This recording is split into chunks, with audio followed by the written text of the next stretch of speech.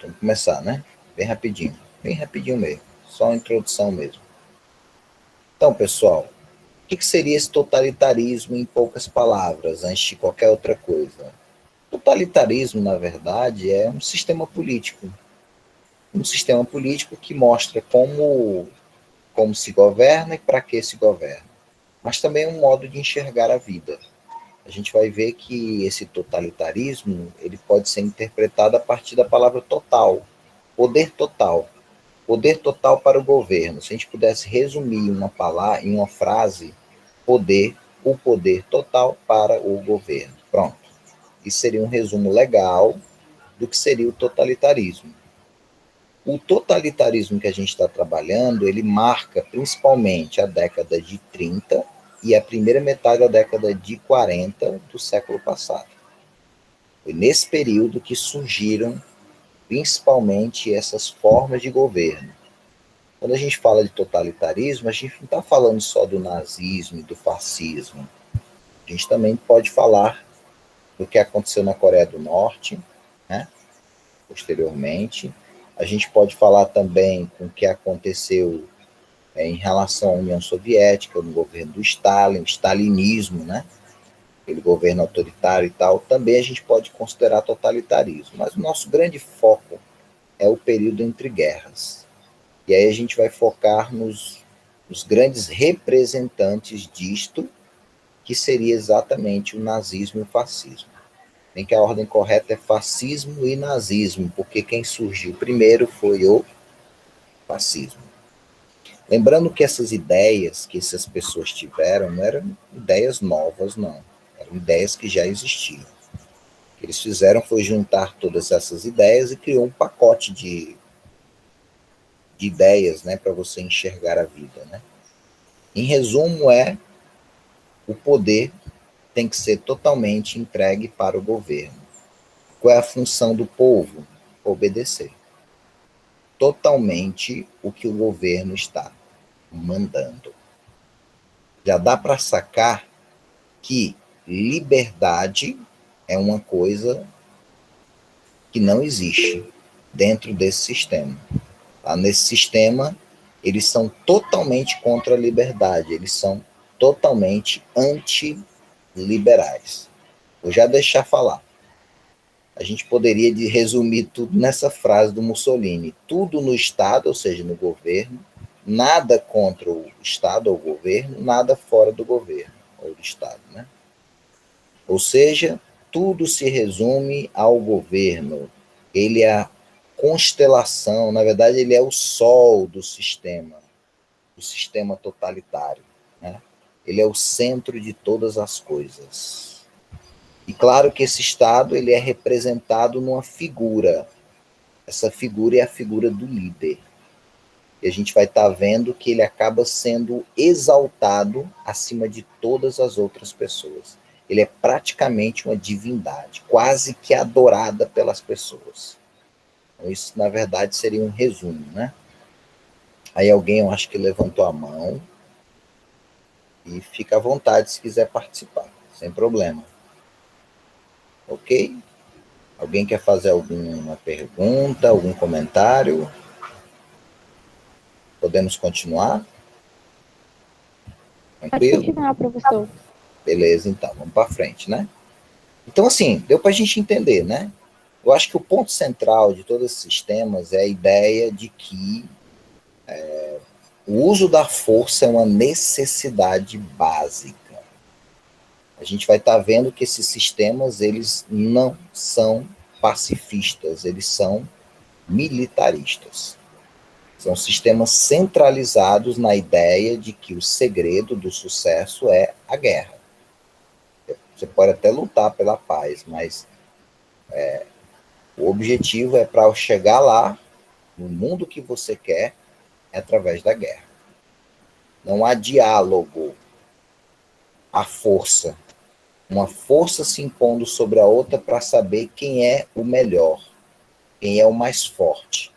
O mais forte, ele sobrevive, e o mais fraco, ou ele sobrevive e se submete ao mais forte, ou ele acaba sendo eliminado pelo mais forte. Mais ou menos esse princípio. Aí você fala, caramba, um sistema desse em que você praticamente não tem liberdade, em que você suprime a sua liberdade, não parece ser interessante. Não parece interessante para nós. Mas não nessa época. Nessa época, eles estão vivendo um contexto que foi favorável às pessoas aceitarem esses sistemas de governo. Aí você fala, que situação é essa? Situação de desespero. Quando as pessoas estão desesperadas, quando as pessoas não veem salvação em nenhum dos lados, qualquer salvador que aparece, em outros momentos nunca a ajuda dele seria aceita, nesse momento você acaba aceitando. Digamos que é aquela coisa, né? No desespero, você joga para todos os lados para você conseguir se salvar da situação que você está vivendo.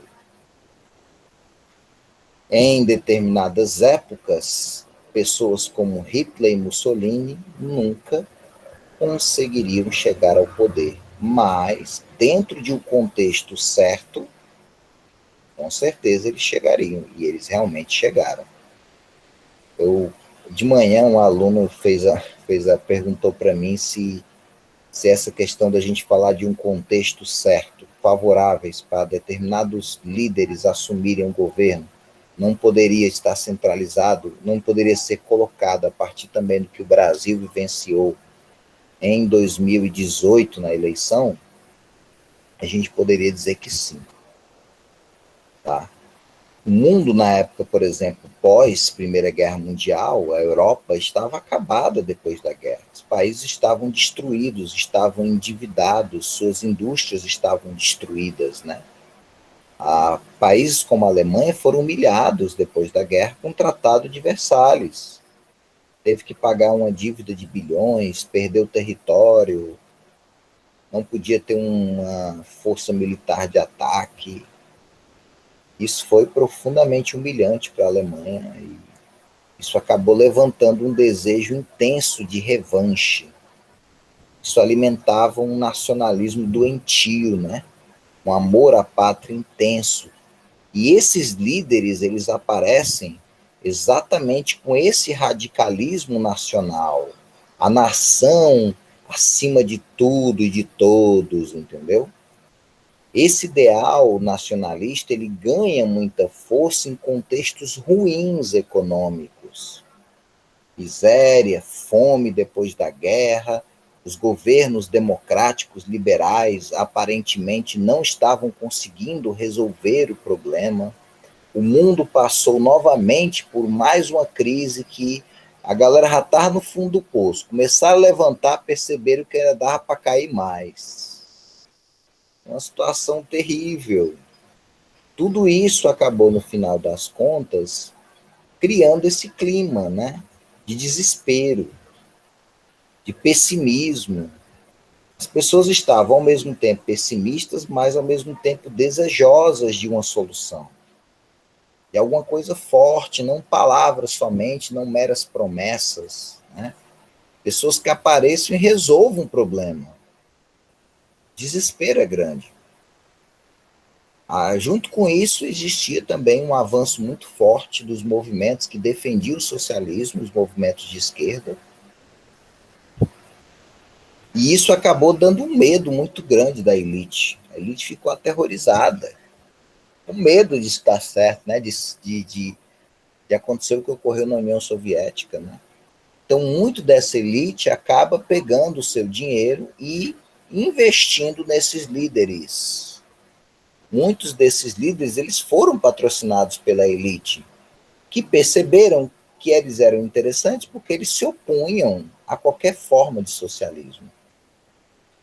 É engraçado porque nosso atual presidente, na época das eleições, ele falou algo que foi contestado. Ele disse que o nazismo ele era um movimento de esquerda, mas na verdade ele era de direita. Eles se opunham à esquerda. Muita gente pensa isso porque você vai encontrar lá no nome do partido nazi, né, nazista, você vê o termo socialista. Aí você pensa, uau, quer dizer que os caras defendem o socialismo. Não, era apenas um termo usado porque eles gostaram de uma coisa em relação ao socialismo, que é a ideia de que o coletivo ele é mais importante que o individual, mas de forma nenhuma eles defendiam o fim da desigualdade social, o fim da propriedade privada. Nunca. Eles eram totalmente contrários. E tudo isso faz com que a gente perceba que a gente tem que tomar cuidado em dizer, ó, esse movimento ele é isso ou aquilo. Não, a gente tem que olhar bem para ver se é. Não. Podemos colocar o nazismo na extrema direita. Isso sim, eles realmente foram movimentos extremos de direita, no caso, mas não de esquerda. Eles perseguiram fortemente os movimentos de esquerda. Eles eram anticomunistas doentios, pessoal. Essa insatisfação pós-guerra foi o combustível necessário para o fortalecimento desses movimentos, que a gente vai ver semana que vem com mais detalhes, e que acabou estimulando a elite a apoiá-los e entregar o poder nas mãos deles. Tendo isso em mente, então as características são fáceis, né? O Estado totalitário é o poder total na mão do governo, centralizado, um governo esse que defende o ideal da guerra, do uso da força, principalmente porque nesses estados como Alemanha e Itália, eles acreditavam que o espaço que eles tinham era pequeno, eles queriam expandir o território, eles eram expansionistas. Geralmente a gente falou da questão do nacionalismo, não é só amor pela pátria, é algo mais doentio, fixação pela pátria, uma coisa assim exagerada. A gente viu a questão do líder, que é exaltado sobre todos, representando o Estado, praticamente ele é adorado, e todas as ideias do sistema político, eles são ensinados nas escolas por uma educação que é dirigida pelo governo. Professores não podem falar o que querem. Todo o currículo ele é montado pelo governo e o professor vai ter que seguir ipsiliter o que é determinado pelo governo. Como também a questão da propaganda. Dentro da escola, o filho é ensinado a pensar como o governo quer. E fora, a propaganda faz isso com as pessoas. Tudo é direcionado. Escola, trabalho, festa, tudo, arte, de todos os níveis, tudo é para fazer propaganda do governo. Qualquer opinião contrária é censurada, não há liberdade de expressão. Totalmente contra a liberdade, qualquer corrente de liberalismo, totalmente contra, e ódio intenso a comunista. Beleza? Tudo isso acaba sendo implantado dentro de um regime do terror. O uso da violência acima de todas as coisas. É uma visão. A defesa deles vem muito do darwinismo, que acreditava que os mais fortes, o que vale é a lei do mais forte. Quem manda é o mais forte. Quem está certo é o mais forte. Tá? Em algumas situações, se o fraco foi eliminado, isso é uma lei natural da vida. Geralmente é uma visão que eles têm uma visão orgânica, né? Eles acreditam que a sociedade é o corpo e o líder é o cabeça. Quem pensa? O líder. Qual é a função do corpo? Obedecer. O corpo não sabe de nada. Quem sabe das coisas é o cabeça. Qualquer pessoa que defende as ideias contrárias, principalmente a ideia de liberdade, é tacidamente perseguido ou ridicularizado. Quem pensa, quem diz tudo para você é o governo. A tua função não é pensar, é fazer o que foi mandado. Tá? A gente já falou a questão da propaganda, que é muito forte, e eles não têm medo de repetir mentiras. Tem coisas que eles sabiam que era mentira, mas pouco importa. Porque porque o que vale é o mais forte. O certo é o certo por mais forte. Não existe esse certo universal. A razão sempre está com os vencedores. Os vencedores são os mais fortes. Qualquer tipo de ideia de compaixão humana inexistente. Para eles, o mais fraco não tem que receber compaixão. Na natureza, os mais fracos são violentamente eliminados. Eles morrem pela mão dos mais fortes, que sobrevivem. Tá? Para eles, o mundo só tem dois tipos: os que são capazes e os que são incapazes, os fortes e os fracos. Quem tem que ficar? Os capazes, os mais fortes. Se possível, os mais fracos devem ser eliminados. E qualquer coisa que venha contrário, essa ideia de domínio de um sobre o outro, deve ser deixado de lado. O ideal de um dominando o outro, mais forte dominando o fraco, sobrepõe tudo, a lei, os homens e até mesmo a religião na figura de Deus. Essa é mais ou menos a perspectiva. Para a gente terminar a aula, algumas frases que poderiam explicar até melhor isso, né? Olha, de Mussolini: não se pode colocar todos no mesmo nível. A igualdade é antinatural e anti-histórica. Eles são totalmente contrários a qualquer noção de igualdade. Eles olham para a natureza e dizem: não há igualdade. Tá? Então, não há igualdade entre os seres humanos, que são parte da natureza, né? Olha o que ele diz, olha a ideia de obediência: somente obedecendo, somente tendo orgulho humilde, mas sagrado de obedecer, é que se conquista então o direito de comandar. Olha aí, obedecer acima de tudo. Olha o ideal da guerra: na guerra eterna, a humanidade se torna grande. Olha aí, ó, o militarismo. Na paz eterna, a humanidade se arruinaria. Adolf Hitler, olha aí. Novamente da guerra, ó. Só que aí a ideia do certo: ó, quando se inicia e desencadeia uma guerra, o que importa não é estar certo, mas conseguir vencer, conseguir a vitória, né? O vencedor não será perguntado se falou a verdade. Por quê? Porque a verdade está na mão dos vencedores. Torne a mentira grande, simplifique, continue afirmando, e eventualmente todos acreditarão nela. Então, não tem essa coisa de certo e errado, não tem essa coisa de verdade e mentira. Mentira é A mentira está com os fracos, a verdade está com os fortes, né? Em poucas palavras, né? A gente vai aprofundar melhor na semana que vem, pessoal. Beleza? Tranquilo? Deu para entender direitinho? Sem problema.